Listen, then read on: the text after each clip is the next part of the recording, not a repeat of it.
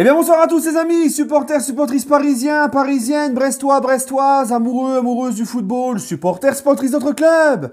Bienvenue à vous. Les amis, bah écoutez, on se retrouve dans la joie pour le débrief de Paris Saint-Germain-Brest, victoire 2-0 du PSG pour cette 21e journée. Eh bien écoutez les gars, je suis très content, vraiment content ce soir. Il y a beaucoup de choses à dire ce soir. Premièrement, content pourquoi? Bah parce que sur les 5 derniers matchs en Ligue 1, nous n'avions gagné qu'un seul match. On restait sur le nul à Lorient, le nul à Lyon. Au Parc, on restait sur un nul en Ligue 1 0-0 contre Nice. Donc tu vois, on était crispés, on n'arrivait plus à voir notre PSG, même en Ligue 1, gagner. Et on voulait voir autre chose. On voulait voir quelque chose de mieux et on a vu quelque chose de mieux. Alors, on va me dire, c'est que Brest. Calme-toi, Ayoub, c'est que Brest. Oui, oui, mais il y a combien de matchs cette saison face à des équipes qui n'avaient pas un niveau flamboyant et des équipes de seconde zone de Ligue 1 où on était nul à chier dans le jeu. Là, excusez-moi, oui, c'était Brest en face. Alors, on ne va pas s'enflammer, attention. Mais franchement, dans le jeu et dans les attitudes, c'est clairement du mieux. Et ça a été positif ce soir. Mis à part les 20 premières minutes, où je me suis dit, oh là là là là, quand j'ai vu les 20 premières minutes, que c'est Brest qui a les meilleures occasions. D'ailleurs, Donnarumma, et ça va être mon prochain point, mais on va pas tout mélanger. Mais quand j'ai vu ces 20 premières minutes là, où Donnarumma il fait son arrêt extraordinaire, eh ben, Brest a les meilleures occasions. On est un peu moumou, on est un peu lent, c'est brouillon, il y a quasiment pas de mouvement, ça joue pas. Le train-train habituel. Et après, on commence petit à petit à monter en puissance. Je vois un PSG qui met plus de mouvement, plus de rythme. On voit des joueurs plus concernés. On voit des joueurs mieux combinés, mieux concentrés, qui arrivent à se trouver un petit peu mieux. Et on voit des joueurs qui... Après, voilà, il y a l'ouverture du score d'Mbappé. Et jusqu'à la fin du match, c'est pour ça que la deuxième mi-temps, par contre, elle est parfaite. On n'a quasiment même pas encaissé l'occasion de deuxième mi-temps. Heureusement que Brest avait un très bon gardien, parce que ça aurait pu être plus lourd l'addition. Mais franchement, du pressing du début à la fin, parce que même dans les 20 premières minutes, on était moins bien. Ça a quand même pressé, c'était le seul point positif des 20 premières minutes. On a pressé haut, on n'a rien lâché. On a essayé de jouer vite, on a bien combiné, on a vu des bonnes phases de jeu, on a vu des bons circuits de passe, on a vu des bonnes choses, vraiment, ce soir. Et de A à Z, ça veut dire que le PSG s'est pas contenté de mener 1-0 ou 2-0. Ils ont essayé tout le temps, tu vois, d'aller de l'avant, d'essayer de marquer. On a un peu vendangé. Le gardien de Brest a sorti un gros match ce soir. Mais franchement, ça fait plaisir. Voilà, là, dans les attitudes, c'est ce qu'on veut voir. Parce que là, il nous reste pas longtemps. Hein. Le match contre le Real est dans un mois. Il nous reste pas beaucoup de matchs. Je crois qu'il nous en reste 4 en tout. Hein, donc, il fallait monter en puissance, tout ça. Donc, vraiment, sincèrement, content. Maintenant, les gars... Attention à ne pas s'enflammer. Parce que c'était pas non plus du lourd en face. Malgré tout le respect que j'ai pour cette équipe de Brest. Mais ça fait quand même plaisir de retrouver. Je pense peut-être même en Ligue 1 cette saison. Hein, c'est peut-être même notre meilleur match, je pense. Voilà. Bon, bref. Ensuite, mon deuxième point, c'est Donnarumma. Parce que je vous parlais de son arrêt incroyable là, au tout début. Hein, qui empêche Brest justement de mener 1-0 et de nous retrouver déjà dès le début dos au mur, dans notre plus mauvaise phase de ce match. Et Donnarumma nous sort un arrêt incroyable. Moi, quand j'ai vu le mec tout seul là devant, je me suis dit, allez hop, c'est bon, quoi. Tu vois, c'est bon, allez, 1-0. Et là, Donnarumma, il te sort un arrêt. Tu te dis, waouh, mais c'est incroyable. Et c'est de là que je veux en venir, les amis, parce que Donnarumma était titulaire, parce qu'apparemment, ça devait être Navas. Donnarumma revenait du Covid. Et Navas donc a eu le Covid. Donc Navas a été enlevé du groupe. On l'a appris aujourd'hui. Et avant, rappelez-vous, c'était Donnarumma qui avait le Covid. Et c'était Navas qui était au cage. Donc en fait, c'est ça, les gars, que je voudrais vous faire passer comme message. C'est que quand Donnarumma est venu au Paris Saint-Germain, combien j'en ai entendu des gens pleurer, nous dire que c'était n'importe quoi, que la gestion de 2 grands gardiens, c'est impossible, ça va foutre la merde, et c'est un manque de respect pour Navas, que c'est ceci, que c'est cela. Mais là, vous êtes bien content quand l'un des deux a le Covid ou est blessé, qu'il y a un autre grand gardien pour remplacer l'autre. Moi, j'appelle ça du luxe, moi. d'avoir deux grands gardiens.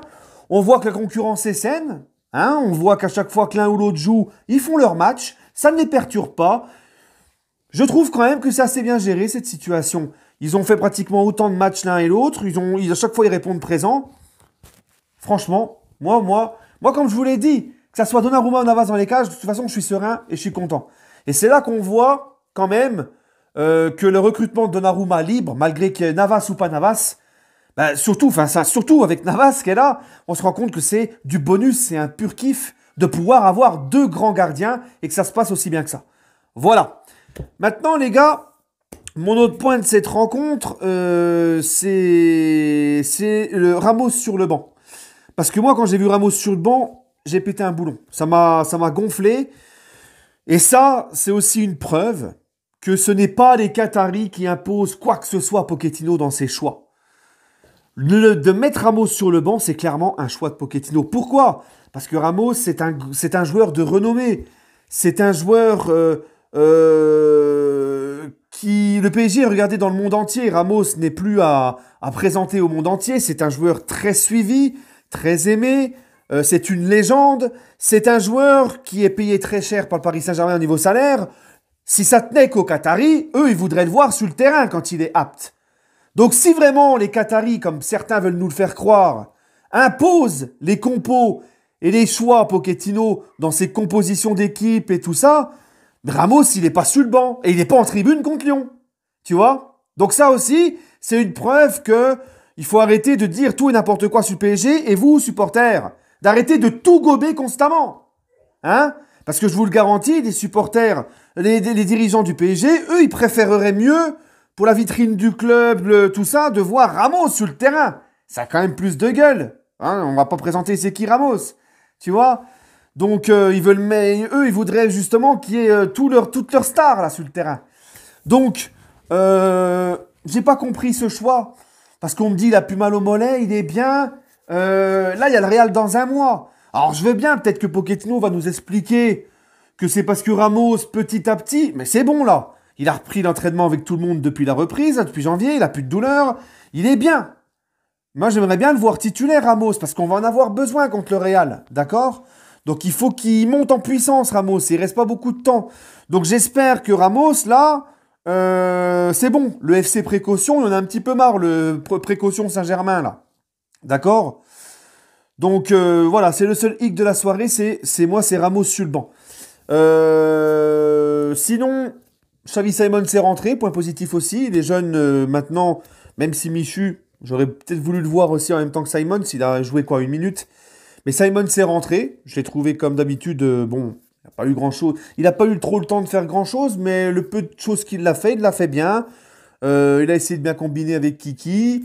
C'est bien hein, de voir les jeunes profiter un petit peu de ces matchs-là pour avoir du temps de jeu. Sinon, les gars, autre point de la rencontre aussi, c'est Icardi, parce que Icardi il n'a pas marqué ce soir, mais à l'image de toute l'équipe, Icardi, qu'on aime ou qu'on n'aime pas Icardi, hein, vous savez que moi je suis pas fan du tout de ce joueur-là, mais il faut constater quand même qu'Icardi a mis beaucoup d'envie aujourd'hui. Il a mis énormément d'envie, il a couru 2 fois plus que d'habitude, ça fait plaisir. Herrera, qui avait été catastrophique contre Lyon, a fait un meilleur match. Sinon aussi, mon autre point, et c'est Kehrer, parce qu'on ouvre le score par Kylian. Toujours Kylian qui fait un super match encore. Et puis Kehrer qui a marqué à Lyon, qui marque encore ce soir. Je trouve que Kehrer a fait un bon match. Franchement, Kehrer, si on prend tous ses matchs depuis le début de la saison, notamment surtout quand il était à son poste en défense centrale, franchement, il fait des bons matchs. Moi, je le dis, Kehrer, depuis le début de la saison, est quand même meilleur que d'habitude. J'aime pas le voir à droite, mais même là ce soir à droite, pour moi, il était meilleur que Dagba à Lyon. Et Kehrer, il a marqué à Lyon, il marque ce soir. Et moi, ça me fait plaisir pour lui. Parce que ce mec-là, Kehrer, comme je vous l'ai dit, j'avais même fait une vidéo sur ça. Quand, vous savez, l'année dernière, quand Kehrer, il disait qu'il subissait des menaces, de l'harcèlement, des insultes en privé sur les réseaux, en dessous de ses publications sur Insta et tout, de la part des supporters parisiens. Alors que le mec, t'as le droit de le trouver mauvais, t'as le droit de dire qu'il est mauvais, t'as le droit de dire que t'as pas envie qu'il reste au PSG, qu'il a pas le niveau. Mais de là à l'insulter, le menacer, alors que ce mec-là n'a jamais fait un pet de travers. Ce mec-là a toujours travaillé, ce mec-là a toujours, malgré tout, tout donné. Tu vois? Donc il ne méritait pas ces insultes et ces menaces, cet acharnement de petits trous du cul sur les réseaux, planqués derrière un écran comme d'habitude. Hein? Et moi, bah, ça me fait plaisir parce qu'il fait fermer des bouches.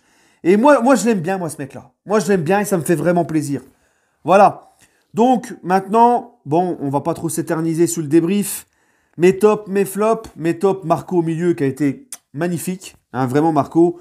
Ah, tiens, d'ailleurs, Marco, un autre point à souligner. Tout va bien. Marco a pris son carton jaune. Hein, tout a été bon ce soir. Marco a pris son carton jaune. Voilà. Et puis, sinon, les gars, top, donc Marco. Kylian, hein, qui a été très très bon aussi. Et en autre top, franchement, moi j'ai beaucoup aimé. Bon, Marquinhos, comme d'habitude, toujours solide, toujours là. Mais Nuno Mendes. Nuno Mendes, déjà, il a été très disponible offensivement. Il a été très bon, il a apporté de la percussion, de la vitesse, il a souvent centré, il a souvent débordé. Il met un caviar acquéreur, il fait l'amour au défenseur là sur le côté. Moi j'aime bien ce gamin. 19 ans, vraiment Mendes, 19 ans. Faut pas l'oublier ça. Oui, il a certaines lacunes encore, il a encore certaines choses à progresser, tout ça. Mais les gars, il n'a que 19 ans et franchement, le garçon, il a un talent incroyable. Moi j'aime beaucoup Nuno Mendes. Voilà. Sinon en flop, les amis, franchement en flop, j'ai personne. J'ai vraiment personne en flop. Vraiment personne. Franchement, sincèrement, personne. Voilà. Voilà. Bah écoutez, prenez soin de vous, les amis, et puis surtout et toujours, allez Paris. Mais attention, on ne s'enflamme pas. Maintenant, on veut voir ça sur la régularité. C'est pas tu m'as fait un bon match ce soir, tranquille, mais la semaine prochaine tu nous refais chier là. Non, non, non. Il faut rester sur ces bases-là. C'est important. Là, on a vu du mieux maintenant. Bref. Allez, prenez soin de vous et allez Paris.